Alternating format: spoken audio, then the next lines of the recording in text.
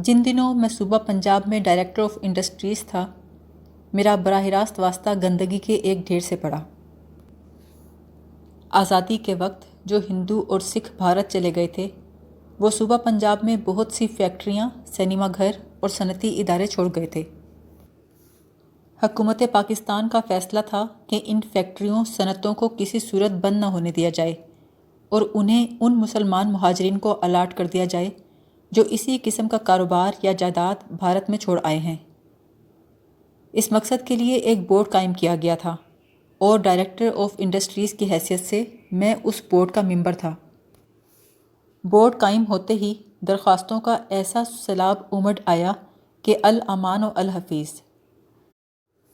جو کلیم داخل ہوئے ان سے یہ ظاہر ہوتا تھا کہ امرتسر سے لے کر دہلی، لکھنؤ اور پٹنہ تک جتنے صنعتی ادارے اور سینما تھے وہ زیادہ تر مسلمانوں کی ملکیت تھے۔ اس میں شک نہیں کہ کچھ مطالبے ضرور جائز تھے، لیکن بہت سے کلیم صریحاً جھوٹ، فریب اور جعلسازی کی پیداوار تھے۔ جتنا بڑا آدمی ہوتا اتنا ہی بڑا کلیم ہوتا اور اس کی تہ میں اتنا ہی بڑا جھوٹ اور فریب۔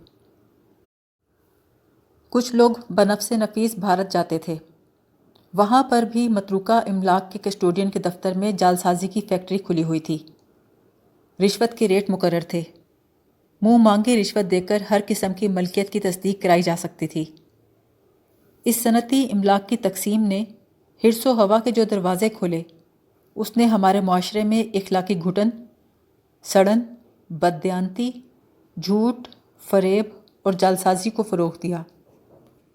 ایک صاحب نے اپنی درخواست میں لکھا تھا کہ وہ جو جائیداد بھارت چھوڑ کر آئے ہیں اس میں دلی کا لال قلعہ بھی شامل ہے اور انہیں لال قلعے کی قیمت اور تاریخی عظمت کے مطابق معاوضہ دیا جائے۔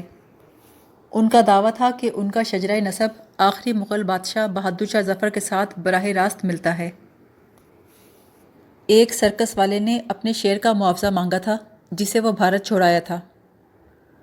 بورڈ کے ممبروں نے بتایا کہ ہم تو صرف غیر منقولہ جائیداد کا معاوضہ دیتے ہیں، شیر تو چلتا پھرتا متحرک درندہ ہے، اس کا معاوضہ دینا بورڈ کے اختیار میں نہیں۔ سرکس والے نے برجستہ جواب دیا، صاحب شیر تو پنجرے میں بند رہتا ہے، پنجرہ تو غیر منقولہ ہے۔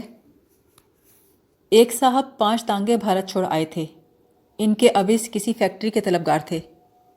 ان سے بھی یہی کہا گیا کہ تانگے غیر منقولہ جائیداد کے شمار میں نہیں ہوتے، اس لیے ہمارا بورڈ ان کا معاوضہ دینے کا اختیار نہیں رکھتا۔ اس پر درخواست دہندہ نے کہا، جناب میرے تانگے غیر منقولہ تھے کیونکہ میں ان میں گھوڑے نہیں جوتتا تھا۔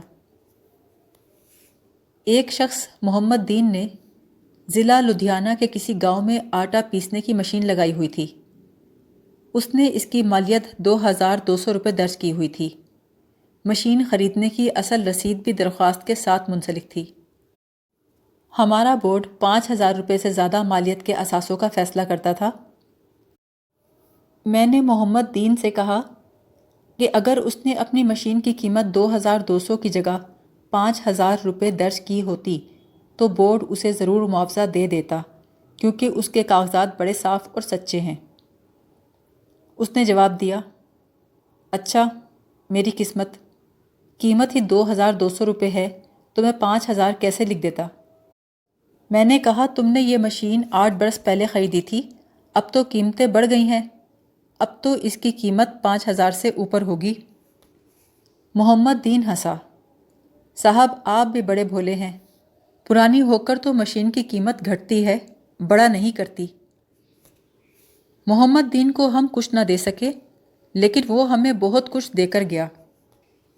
صبح سے شام تک ہمارے بورڈ کو جھوٹ، فریب اور لالچ کے جس طوفان بے تمیزی کا سامنا کرنا پڑتا تھا، اس ماحول میں محمد دین جیسے انسان دیانت اور امانت اور پاکیزگی کے وہ ستون تھے جن کی برکت سے قومیں زندہ رہتی ہیں اور پروان چڑھتی ہیں۔